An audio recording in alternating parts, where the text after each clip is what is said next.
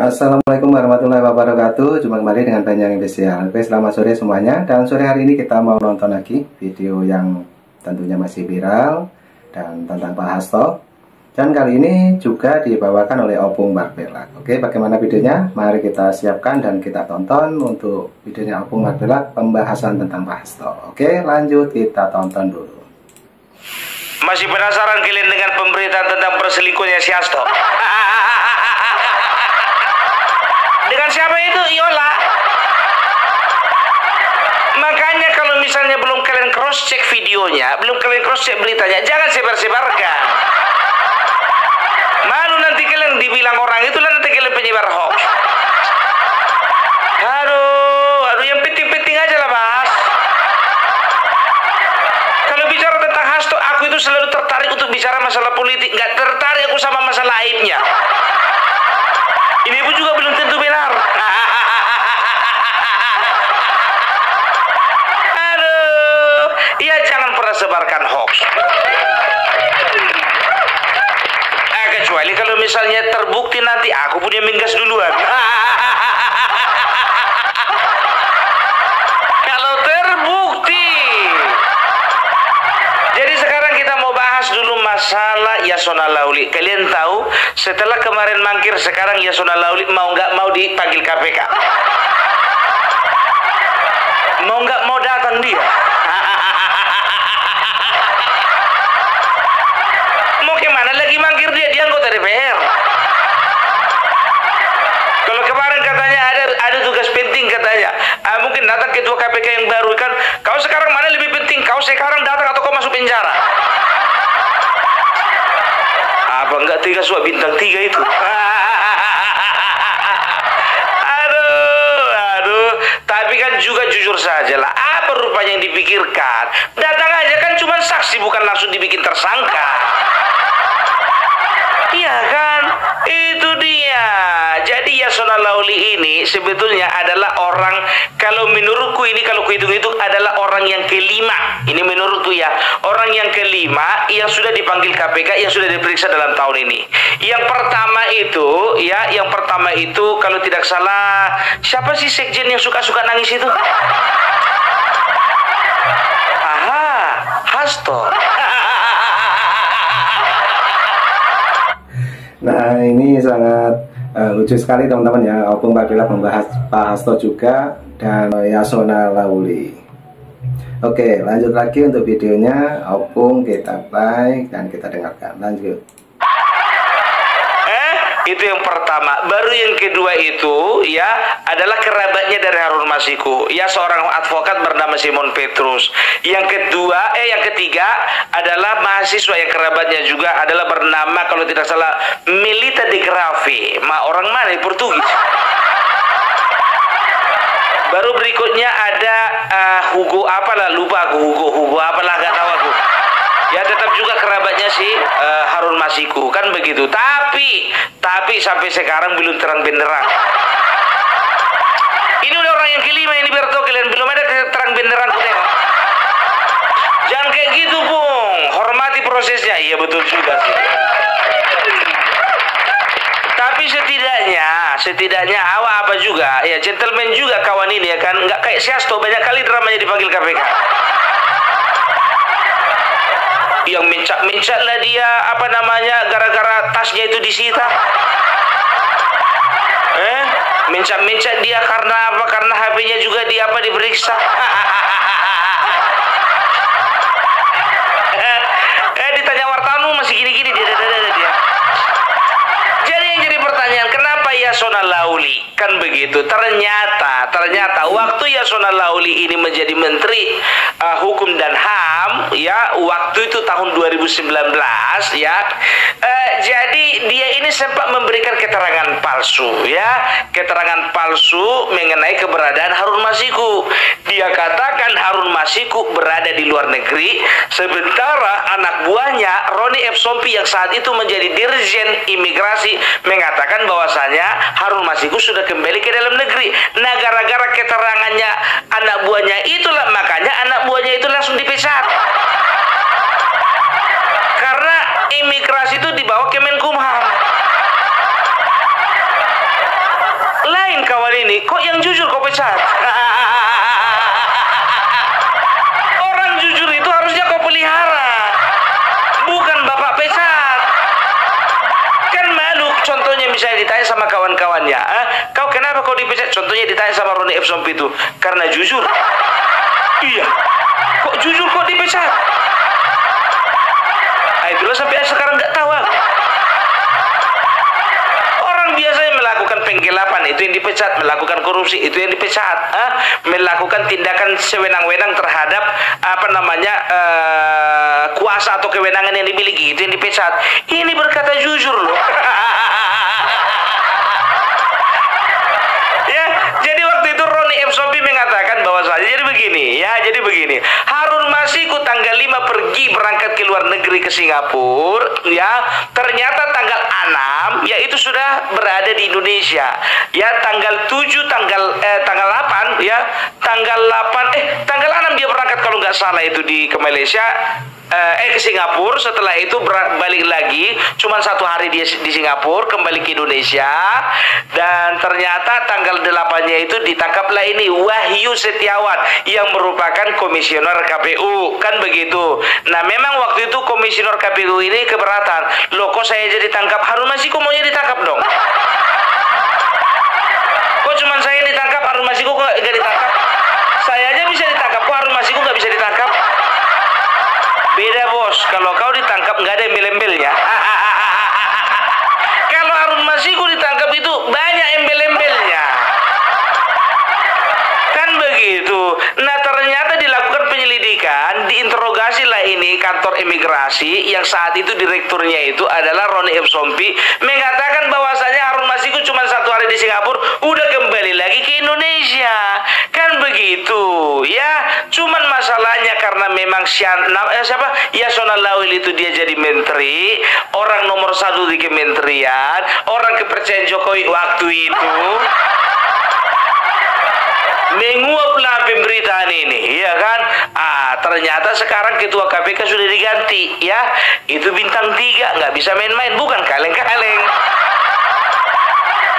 Ya, ternyata dilakukan lagi pemanggilan terhadap Yasona Lawli, ya kan begitu, ya. Jadi mungkin banyak yang komentar, kenapa tidak waktu jadi menteri saja? Kenapa setelah Presiden Jokowi sudah tidak bersama-sama dengan PDIP, Yasona Lawli itu dipanggil KPK? Kenapa nggak waktu masih menteri aja? Jangan dipolitisasi, ya. KPK sendiri sudah mengatakan bahwasanya, ya, waktu itu alat buktinya itu belum terpenuhi. Nah, sekarang sudah mulai terpenuhi. Kalau belum terpenuhi waktu itu belum bisa dipanggil. Nah, sekarang udah bisa dipanggil. Jangan kalian komplain sama hukum para pelala. Komplain itu sama juru bicara. Juru bicaranya kebetulan Tessa Mahardika, sama dia komplain. Begitu loh, ya. Kalau misalnya kalian berbicara, ini politisasi, suka kalian. Kan begitu. Yang penting sekarang ini, ya, masalah Harun Masiku ini menjadi tanda tanya besar. Tahu enggak kalian? Harun Masiku itu, ya, itu nilai suapnya itu cuma 1,5 miliar. Ya, aku bertanya-tanya, gara-gara uang 1,5 miliar sampai dipanggil sekjen. Aku nggak percaya cuman gara-gara besaran uang 1,5 miliar. Ini kasus ini menjadi episode yang panjang. Biar tahu kalian, ini udah lebih-lebih dari sinetron Jin dan Jun. Waktu itu Jin dan Jun cuma 4 tahunnya. Ini udah lebih 5 tahun. Itu dia. Jadi aku berpikir, apakah cuma gara-gara 1,5 miliar ini aja sampai begitu alot, kan begitu? Dan aku yakin ini ada satu yang lebih besar daripada uang 1,5 miliar. Ya, kita nggak tahu perannya Harun Masiku di dalam partai PDIP, ya. Apakah dia memang cuma sekedar menyuap komisioner KPU, atau dia pernah berperan, contohnya menghubungkan antara satu pengusaha ke Dewan sana, supaya apa? Supaya dia dapat lelang proyek, menjadi penghubung antara yang ini dengan yang ana, supaya apa? Supaya terbebas dari hukuman. Kan begitu. Jadi kita nggak tahu ada apa di balik semuanya ini. Kalau aku nggak percaya, coba sekarang begini, ya, dia nyuap 1,5 miliar, ya, untuk menjadi caleg yang bisa menggantikan Nazarudin Kemas, yang tak lain dan tak bukan adalah adiknya Taufik Kemas, ya. Beliau itu, Taufik Kemas, waktu itu pemenang di Sumatera Selatan untuk DPR RI, kan begitu. Si Nazarudin Kemas ini akhirnya harus ada yang di PAW. Yang di PAW harusnya perolehan suara nomor 2 setelah Nazarudin Kemas. Nah, siapa ini, siapa namanya, si Harun Masiku ini, dia dia ada di posisi keempat. Nah, dilakukanlah penyuapan terhadap komisioner KPU, dan juga bisa diyakinkan nggak akan mungkin cuma komisioner KPU, dia pasti juga ada kong kali kong dengan beberapa petinggi-petinggi partai, kan begitu, ya. Cuman masalahnya begini, 1,5 M, jujur ku bilang sama kalian, untuk menjadi anggota DPRD kabupaten itu harus ada 4 M. 4 M. Ya, itu untuk logistik, lain lagi untuk bansos, untuk cetak spanduk, bikin kaos. Itu 4 M itu di luar uang suap itu. Ya, itu dia. Makanya aku sampai sekarang nggak bisa jadi anggota dewan. Karena apa? Terkendala keuangan tadi. Yang ada di tempat kami itu 4 M, 4 ember. Masuk ke DPR provinsi. DPR provinsi itu harus menghabiskan paling tidak sekitar 15-20 M. Itu dia kalau mau lolos. Nah, untuk DPR pusat itu menghabiskan uang dari 20-40 M. Siapa yang ngasih tahu? Deddy Sitorus. Dari mana kita tahu? Waktu podcast dia bersama-sama dengan Yusril Iza Mahendra. Itu loh. Jadi kita tidak bisa mengatakan bahwasanya gara-gara 1,5 M ini maka episodenya ini makin lama makin panjang. Aku yakin ada sesuatu yang lebih besar daripada itu. Yakin tak kalian? Sama ibaratnya prinsipnya dalam memancing. Ini ilmu dalam memancing. Kalau misalnya kita memancing, ini pemancing profesional ya. Dia akan membawa cacing, pelet, roti atau bakwan atau apapun itu untuk memancing ikan-ikan kecil. Kan begitu. Ikan sepat atau ikan-ikan apapun itu ya, yang beratnya itu cuma sekitar 200 graman gitulah, 100-200 gram. Nah, ikan sepat itu ketika dapat ya, itu akan menjadikan umpan hidup untuk memancing ikan gabus, ikan lele atau ikan pujut, ikan jenis apapun yang beratnya itu bisa sampai 0,5 kilo sampai 1 kilo satu ekornya. Kan begitu, untung-untung dapat yang 2 kilo. Nah, tahu kalian, setelah dapat itu nggak langsung dibawa pulang atau nggak langsung dibawa masak. Itu akan dijadikan lagi umpan hidup untuk memancing ikan toman yang beratnya bisa sampai 8-10 kilo. Jadi prinsip yang sama juga yang dipakai oleh KPK dan juga kepolisian. Nah, kalau si Harun Masiku ini levelnya ini ikan sepat. Ikan sepat ini. Jadi dibutuhkan ini Harun Masiku untuk memancing ikan lele dan gabus tadi. Supaya apa? Supaya ikan lele dan ikan gabus tadi bisa dipakai untuk memancing ikan toman tadi. Nah, oke teman-teman, jadi pembahasannya lumayan panjang ya untuk versinya Opung Marpela, membahas tentang Pak Hasto juga dan Deddy Sitorus. Oke, lanjut lagi Opung Marpela karena videonya masih panjang. Jangan lupa kalau yang mau berkomentar silahkan tulis di kolom komentar saya. Oke, lanjut untuk Opung, kita play lagi. Jadi kalau berbicara Harun Masiku, yakinlah kalian ya, ini bukan level-level provinsi lagi, ini udah level-level pusat. Lihat aja, udah kerepotan itu siapa namanya, Hasto kerepotan dibikin. Yasona Lauli sekelas menteri juga kerepotan. Jadi masih yakin kalian ini cuma perkara uang 1,5 M. Apalagi bagi seorang sekjen 1,5 M itu 1 bulan itu. 1 bulan apa, Bung? 1 bulan apa aja pun jadi. Ya, itu dia. Jadi jujur aja lo ku bilang ya, kalau KPK ini yang sekarang ini bisa dikatakan ini nyalinya wah luar biasa paten. Dan Dewan Pengawas KPK periode kemarin juga mengatakan bahwasanya itu KPK yang kemarin itu nyalinya kecil, nggak punya nyali itu. Kurasa bukan cuma nyali Pak yang kecil, tapi memang moralnya juga kecil. Bayangkan kalian, Firly Bahuri harusnya dia memberantas korupsi. Ini di Kompasnya koruptor. SCL kena Kompas. Jadi tukang palak dia, biar tahu kalian. Sampai sekarang gimana itu statusnya itu? Harusnya memberantas, nah dia pula yang ngompas. Jadi kita harapkan untuk ketua KPK yang baru, ya jangan samakan jangan sama tingkah laku kalian sama KPK yang lama ya. Pung, kau itu merendahkan dan mengecilkan KPK. Bukan aku yang merendahkan, Dewan Pengawas. Dewas KPK mengatakan bahwasanya memang betul kerjaan KPK yang kemarin itu amburadul. Cemana mau dibilang?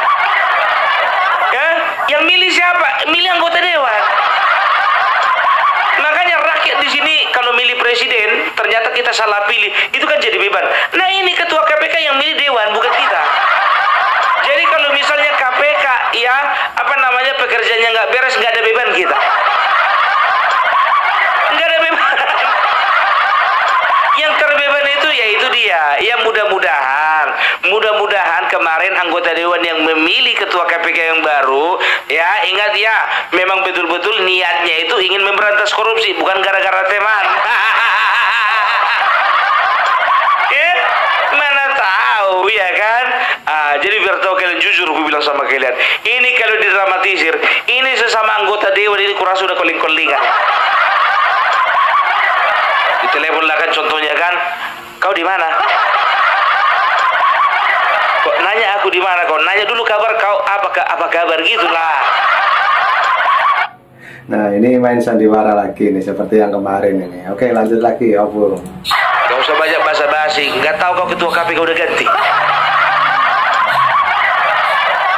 Serius kau? Anggota dewan apa lah kayak kau ketua KPK ganti pun nggak tahu kau. Gimana aku mau tahu? Aku cuti 2 minggu. Cuti 2 minggu. Jantungan kali kalau. Kenapa jantungan kau? Ih aneh kau. Dia orang yang terpilih KPK, kau yang jantungan. Jantungan lah yang kemarin itu, masa nggak ingat kau? Yang kemarin mana? Proyek itu. Sekarang kau ada nerima nggak? Ada ku terima, tapi emang nggak tanda tangan aku. Bukan masalah tanda tangan bro, sekarang kalau ada saksi sama bukti kena kita. Atau besok kita jumpai lagi ketua KPK yang baru itu. Mau ngapain kau jumpai dia? Kita aja lah dulu ngopi-ngopi. Mana bisa itu diajak ngopi-ngopi itu?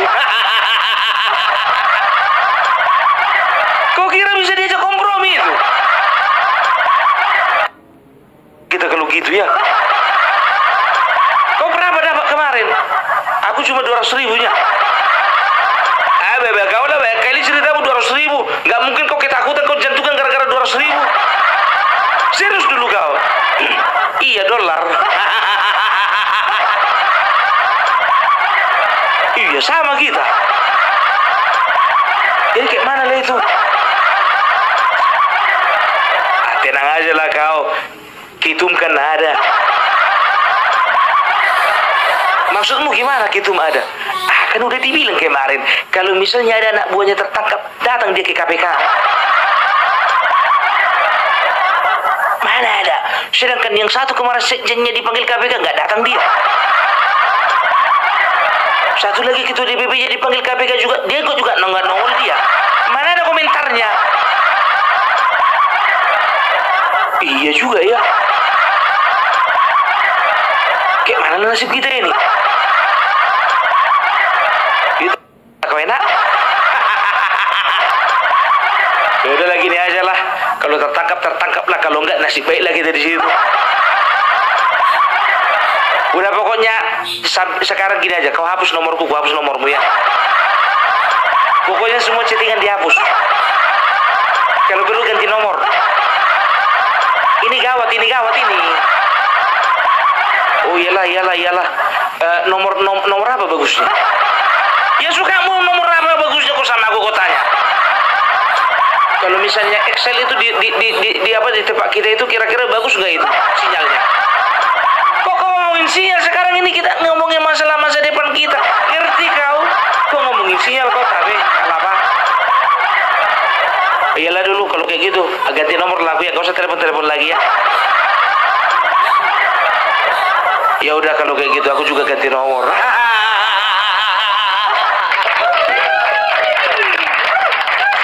Aduh, biar tahu kali ini bakalan banyak jantungan nih.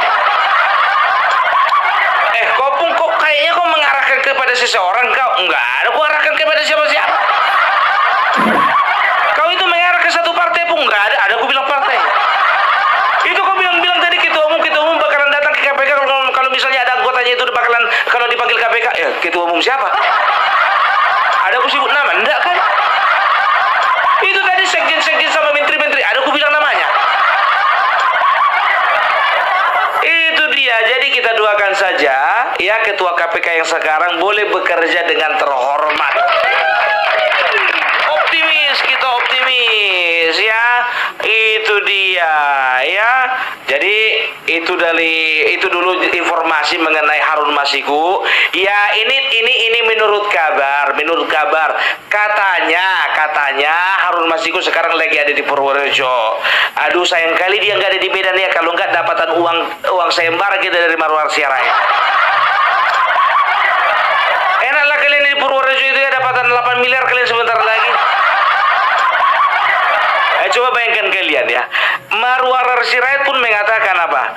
Bagi siapa yang bisa mengetahui di mana Harun Masiku, saya kasih 8 miliar. Coba bayangkan, ya kasus penyuapannya itu cuma 1,5 miliar, tapi ada yang berani bayar untuk 8 miliar untuk menemukan Harun Masiku. Di sini aja pun sudah kelihatan kan, berarti ikan tomannya bakal ketangkap sebentar lagi. Kacau ini, Wak.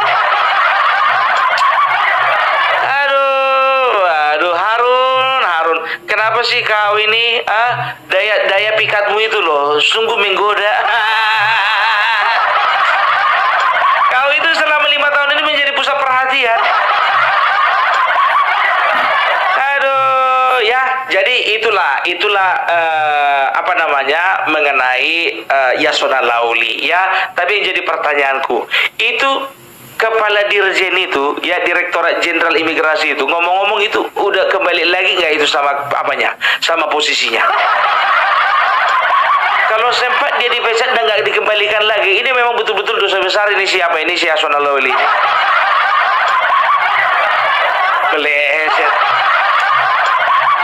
Oke, jadi itu dulu dari Opung Parbelak. Salam Parbelak, salam NKRI harga mati. Oke, terima kasih. Salam NKRI juga Opung Parbelak. Oke, teman-teman, itulah tadi versinya Opung Parbelak membahas tentang Pak Hasto, Deddy Sitorus, juga Yasona Lauli. Oke, bagaimana teman-teman semuanya yang menyikapi? Apabila punya saran dan kritik, silakan tulis di kolom komentar saya. Dan nanti juga ada video lagi dari Banjang Official. Oke, terima kasih semuanya. Sehat selalu, salam buat keluarga. Saya ucapkan terima kasih banyak. Assalamualaikum warahmatullahi wabarakatuh. Sampai jumpa. Thank you, bye bye.